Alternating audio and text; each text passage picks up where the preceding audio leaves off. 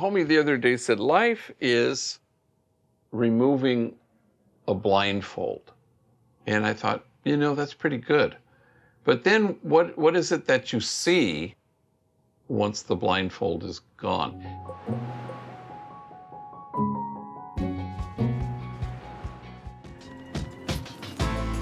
Father G. Hi. Thank you so much for making the time for this. You're the busiest Jesuit priest I know, for sure, so thank you. Well, thanks. It's good to be with you again. I've heard you use this phrase that I'd never heard before, therapeutic mysticism, that the core competency here at Homeboy is therapeutic mysticism. Can you describe that to me? What does that mean? Well, I think this is something that everybody sort of engages in. So we moved from being job-centric for our first 15 years, and then we went, no, this is kind of off. And then we became healing-centered. So the principle being that a gang member who is educated may or may not reoffend, or an employed gang member may or may not go back to prison. But then it became our contention that a healed gang member won't ever get detained again. And that's, proven to be true. So the therapeutic mysticism of this place is everybody gives a dose of holding the mirror up, telling people, here's the truth of who you are. Oh, nobly born, remember who you really are, kind of a Buddhist notion of seeing people, so this creates a place that's safe, where they can be seen and then finally cherished. And I think that's important because there's an agency we have to be able to, choose to be kind and find the joy there is in being loving. So, cherishing people, which is where the joy is not hard. But remembering to cherish people, that's difficult. This vision of seeing each person, oh, you are nobly born. I want to get behind your eyes, if you will. Mm-hmm. How do you see every person that way? What appears to you? Anyone, you see that? Yeah, it's hard to do, because I don't want to suggest that it's some kind of facile thing. So the homies here will say we're used to being watched because they've all been in prison, but they're not used to being seen. And a homie said once you see me, I'll never forget what I look like. There's a sense that being seen is this powerful place, but being seen for the truth of who you are, not your rap sheet or your past or mistakes you've made. A homie the other day said, life is removing a blindfold. And I thought, that's pretty good. But then what is it that you see once the blindfold is gone? It's not the error of your ways, and it's not right from wrong or good or bad. It's what you see is your truth, your true self in loving. You see that you're exactly right. That you see that, your own Buddha nature is not a thing that you achieve, but it's a thing you recognize. So here we talk a lot about unshakable goodness, that nothing can touch it. Not your meth addiction, not the fact that you need to take meds because you're bipolar. Nothing can touch your goodness. You lashed out yesterday and you were violent. It's the language. It's not a behavior. We don't care. We're not trying to create a beloved behaving community, but a community of beloved belonging where people feel connected and joined to each other. So the first step is really safe place.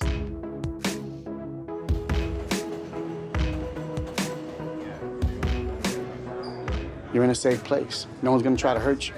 No one's gonna throw it in your face. It's okay to just let it go. You're worthy of love. Because I've got it, and that's a beautiful thing, man. It's the love, like I come in, I get hugs. Where I come from, we don't get hugs. Like I don't just get to walk and, hey, how you doing? They don't even call me by my real name. Like, when I come here, I'm getting greeted by my real name, I feel like I'm who I should have been. Father Greg, he's He's an angel, you know. And when you're around Father Greg, you stop forgetting. You start to forget who you were as a gang member, and you start remembering who you are as a human being. You return yourself back to yourself. You just absorb it, and then you become it.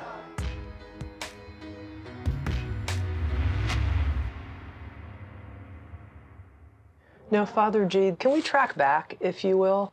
And would you tell me, what was your original inspiration? So I was educated by the Jesuits. I had an uncle who was a Jesuit. Jesuits were prophetic and hilarious, which for me ended up becoming the mark of authenticity, which is joy and fearlessness. And I could see that in them. And I wanted what they were having, you know. So I want that. I want the joy. I want the fearlessness.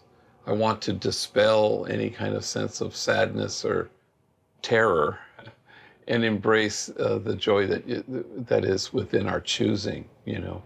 Father G, I think many of us want that joy and fearlessness. What does the Jesuit tradition have to offer us so that we can access that? Yeah, you know, there's a spirituality of St. Ignatius of Loyola, who was the founder of the Jesuits, and he has this notion of what he calls acatamiento, which is comes from a word acatar, which means to look at something with attention. So the idea is to, you know, attentive love. Acatamiento is translated as affectionate awe. So the movement is, what is our stance at the margins, I think? It's affectionate awe. How do you stand in awe at what people have to carry rather than in judgment? But it's a, rather than to the rescue, I'm going to fix the poor, I'm going to save people, I'm going to reach the unreachable. It turns that on its head. So I find that kind of not just sustaining for me as a Jesuit, but I think it's universal. You know, if our stance at the margins with the poor and the powerless and the voiceless and those whose dignity has been denied, what's your stance at that place? And so what he suggests is affectionate awe, which for me hits all the right notes of, you know, allowing your heart to be altered by folks who are like by the widow, orphan, and stranger, if you will. So, you know, I find that life-giving and you know, and it's, I think it's universal. I don't think it's some rarefied, specialized thing. How did you first start working directly with gang members? Well, I was pastor of a very poor parish, Dolores Mission in Boyle Heights, and it had the largest concentration of gang activity in the whole city, largest grouping of public housing west of the Mississippi. And we had 8 gangs at war with each other, which is unheard of in public housing. So I buried my first young person in 88. And then I've buried 256 since. My 256th, like 2 months ago now. Not all from that community, but I know a lot of gang members. I get asked. But in those early days, once I had 8 funerals in a 3-week period, so it was intense. And so we did things. We started a school. We started a jobs program. And now we've evolved to this now our 4th headquarters in 35 years. Does Homeboy Industries itself have an origin story? I mean, would you trace that to your work at the Dolores Church? What is the origin story? Well, it was, you know, we originally called ourselves Jobs for a Future because once we started a school for gang members, for the members of the 8 gangs, so it was a very tough school with fights, multiple fights all day long. It was really intense. But then they said if only we had jobs. So we tried to find employers, felony-friendly employers. And that wasn't so forthcoming. So, you know, we thought, well, okay, we'll start, you know, maintenance crew, landscaping crew. We started these kinds of crews, you know, a crew to build our child care center at Dolores Mission. And then the unrest happened after the Rodney King, the 4 police officers were acquitted, and every pocket of poverty ignited. here in Los Angeles, except the poorest pocket, my parish. So LA Times wanted to know why, you know. And, you know, I said, well, I don't know. But I think part of the reason is that we had 60 strategically hired gang members who had a reason to get up in the morning and a reason not to torch their own community. When you have rivals working next to each other, how have you instilled this vision of kinship? How have you inspired this vision of kinship? Yeah, I think it comes with the territory. So you have to locate yourself in the proximity, in the vicinity of your enemy. So in the early days, they would say, okay, I'll work with him. I'm not going to talk to him. And I remember how much that bothered me. I thought, oh my God, you know, they're not going to talk. But now it doesn't bother anybody here. Go ahead, don't talk to them, you know, because you know that human beings can't sustain that and that it's impossible to demonize somebody you know. So we don't have to instill or inspire. All we have to do is put them next to each other. Like, so we had two guys, David and Louis, who were enemies, who were making croissants together. And David had a bunch of tattoos, but one of them was very provocative. It was the letters of his enemy's gang, just so that he could cross it out with a tattoo.